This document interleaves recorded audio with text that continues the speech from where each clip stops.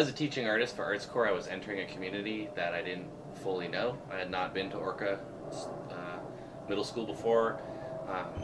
So basically, it was kind of amazing to be a new person in a new community, and at the same time, being welcomed in. And I was able to see that there was a community that was intact, but I was also able to be part of like a new class of sixth graders that were just entering the middle school at Orca. And so I was able to understand that everybody was kind of entering a new realm together, and that we were going to find our way together through the work we did. Looking at what was called Orca Drama Club, or Dante's drama program, when I look back, the first thing I think about, of course, is Steve the Wig. And then I look deeper, and what I see is young people being ignited by their teacher. My first experience visiting Dante's elective class, and as just a guest, was seeing Apollinario, this amazing young person, this young man going through your classic middle school intensity, and seeing him have an outlet to act as intensely and amazingly as he wanted. It wasn't good, I would say. I don't think he was like super serious about what he was doing, but it gave everybody an outlet to do it. So what I really saw the freedom to explore creativity together. And by mid-year, there was a team happening. There was actually people coming together before school and after school to really create, or during school and after school to create this like community, which we said, hey, let's create a play and have different people in different places working on things, and it worked really well, and that's it. So you're not the key master! No, we're the Ghostbusters. We're here to help you. Then die. This was not in the job description. And I was sort of the just navigating to make sure everything was on point and on cue to make sure it's running. I would write the scripts every once in a while when Doug was struggling, so I would come in and jump in there. But these guys came back hungry. We had great auditions, and they just came back like, we are going to create this powerful, haunting play that's going to like be up there with Star Wars, because Star Wars was the pinnacle. And these guys, I think, were hungry for something like that, and they brought it. Ghostbusters, they brought the energy, they brought the thunder from down under. Hey, I'm Dr. Peter Bickwick. What may I help you with? I have a bit of a problem. Like, trust the process, trust the process, trust the process. And then the next year for Ghostbusters. And Ghostbusters was a complete and total 180 from Karaoke Kevin.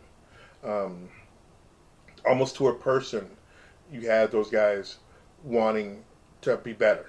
So they're studying, they're watching the movies, they're having parties in which, there's summer parties in which you guys are watching the movies repeatedly. And it was you could see the work that they were putting into it, the work they were putting into it, period, trying to get better. And that was amazing. And each year, each play would get just a little bit more ambitious than the previous year. And so Karaoke Kevin was originally going to be this ambitious kind of piece, and it had to be tapered down a bit.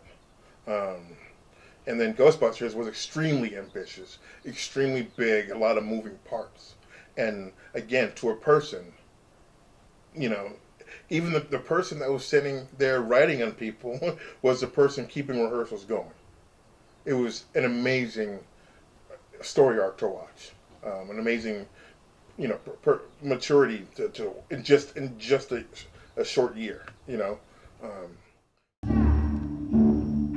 my whiskers. Oh my god, I just spoiled myself!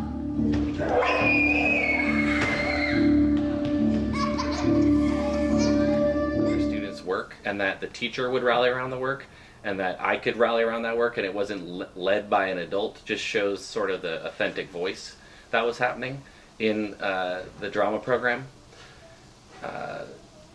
Let's see. Watching it progress and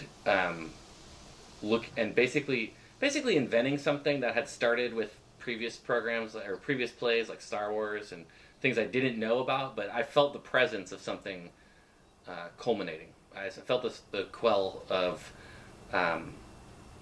basically an environment of freedom, an environment of the arts, an environment where people could show up to be who they want to be and not be labeled. That's when I really knew that something important was happening, and that something magical was happening. And magic doesn't happen because of magic; it happens because of habit. Guys, this is Defiance Sticking yours up 2015. there. Our first performance, Friday night, March 27th. Spine 2015. I already said 2015. You said 2014. Oh, I did? No, you said 2015. Okay, March 27th, 2015, our first showing of Defiance, Friday night. It's gonna be pretty swag. I had been, but I was shocked to see how the momentum carries over from year to year. And I know as an artist, and I know as someone whose life in a lot of ways was saved by art, that once you establish that momentum, and once you feel that momentum, that's going to carry these young people hopefully along their way through their life. As fast or as slow as it may come at them, hopefully they'll still have that art inside them and that feeling of taking a chance and producing something amazing, like the play Defiance, which I think speaks to something that's amazing about that play is it speaks to the direct content being taught in Dante's social studies class. It speaks to archetypes. It speaks to history. It speaks to modern social and social injustices, and it speaks to basically the marginalization of arts as something that builds community. And so, the wonderfully circular nature of that play is it proves its point in itself. How it shows, it demonstrates in a meta way what the play is trying to say, that an arts community, that a community without arts is null and void of freedom and creativity.